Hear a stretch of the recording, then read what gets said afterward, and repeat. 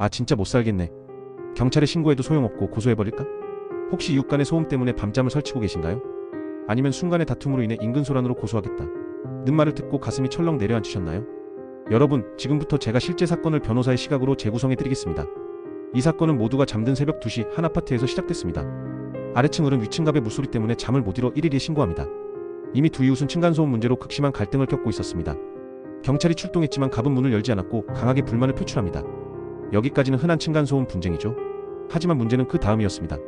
새벽 2시 45분 격분한 갑이 복도와 엘리베이터 앞에서 을을 향해 차마 입에 담기 힘든 욕설과 함께 남자와 동거하고 행실이 부도덕하다는 취지로 소리를 지른 겁니다. 결국 갑은 경범죄처벌법상 인근소란 혐의로 재판에 넘겨졌고 1심에서 벌금 10만원 유죄 판결을 받았습니다. 새벽에 소리 질렀으니 당연히 유죄 아니야? 또 많은 분들이 그렇게 생각하셨을 겁니다. 하지만 갑은 억울함을 호소하며 항소했고 2심 재판부의 판단은 완전히 달랐습니다. 바로 무죄였습니다. 대체 어떻게 이런 결과가 나올 수 있었을까요? 이 사건의 핵심 쟁점은 이것이었습니다. 과연 피고인 갑의 행위가 형사처벌 대상이 될 만큼 객관적으로 이웃의 평온을 해치는 수준의 소란이었는가?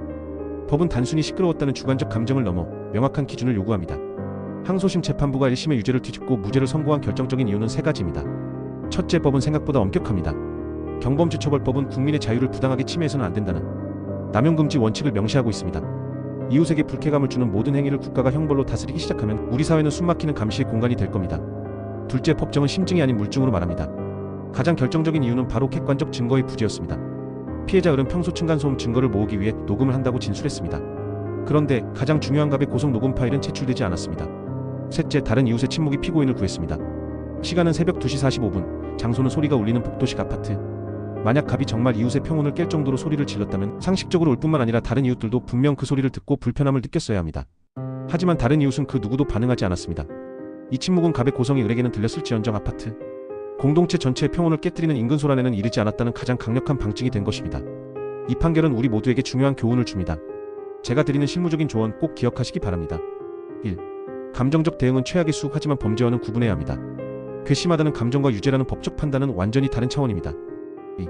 형사처벌의 문턱은 생각보다 높습니다. 검사가 합리적 의심의 여지가 없을 정도로 범죄 사실을 증명해야 합니다. 3. 결정적 증거는 객관성이 승패를 가릅니다.